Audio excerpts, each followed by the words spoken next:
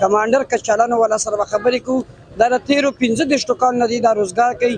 یاره دا څه 22 کاله زما وشو دی نو بس ځایکه دا ده چې د لاس ځایکه ده نوره څه ځایکه پکې نشته دی. جی ګرانو کتونکو دې وخت کې ستاسو ورور ستاسو قربان منصور خان چې څنګه هر هفته تاسو ته یو نه یو خپرونه باندې خبرې کوي. نن په اشنغرۍ خوشحال بازار کې کمانډر کچالانو والا سره خبرې کوو. دا د تېرو 15 کالو نه دی دا روزګار کوي. خو د دې کچالانو کې داسې څه ذایقه ده چې د کچالان خو مختلف بازارونو کې ډېر خرڅېږي خو په ده باندې بل شان حلي. نو ده سره به یو څو خبرې کوو. السلام علیکم. وعلیکم السلام. بس ځایکې خبره دا ده چې د لاس ځایکه ده نوره څه ځایکه ده چې فارموله نشته دی موږ سره. دا کار تا د څونه وخت نه کوي؟ یاره دا څه 22 کاله زما وشو دی دی کې. ستا په دې کچالانو کې داسې څه ذایقه ده چې مطلب دا د دنیا هر ګوټ نه ولا خلک دلته راځي؟ نو بس ځایکه دا ده چې د لاس ځایکه ده نوره څه ځایکه پکې نشته دی. د خپل لاس ځایکه ده هغه پکې راشي نوره داسې خاص دغه نشته دی زمونږ که نه.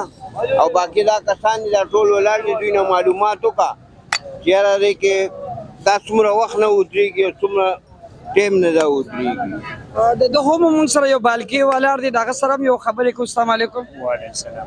څنګه تاسو د 15 کالو نه دا کچالان خرڅوئ؟ او جی د دې کې داسې څه ذایقه ده؟ د دنیا کچالان بهر دا خو خرڅېږي. زمونږ د مشر چې دی دا خو مخکې به مونږ سپلای کول اوس خو سپلای د هوټلو له بنده کړې ده اوس دلته لګي او دلته کې هم نه برابرېږي. به دا د خپله د لاس ذایقه ده. بل دا سړی چې دی ډېر دینداره مونځګزاره سړی دی د لاس په لاس کې ډېره زیاته ذایقه ده.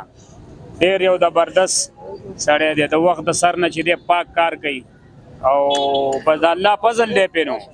دنه به دا تپوسونه کوو چې په دې کې ته کم قسم مسالې اچې او دې دا ذایقه څنګه ترسکونه وي؟ کمې مسالې اچې؟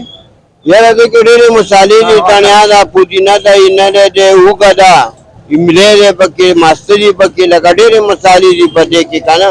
خو هغې دا په وجود چې کوم دی دا د خپل لاس یوه ذایقه ده. کچالان خو ډېر زیات دي ډېر ملک په دې روژه کې خرڅېږي خو ستا د کچالانو څه بل شان ذایقه ده؟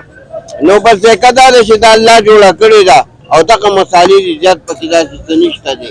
او تاسو دا چټني هم تاسو هوټلو ته ورکوئ؟ او دا هوټلو ته ورکوو.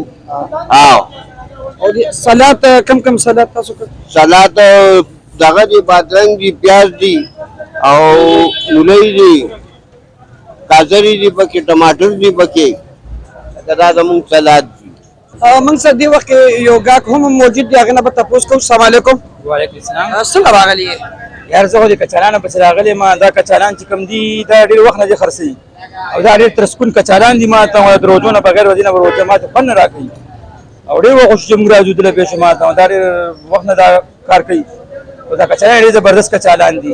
د چکني چې څنګه ده که اندازې چکني په دې بازار کې وګورځه بل چا سره به دا چکني مینه ونه شي. ډېره خواري پکې ډېر ښه شي جوړوي. دا کس چې کوم دی ډېر محنتي دی.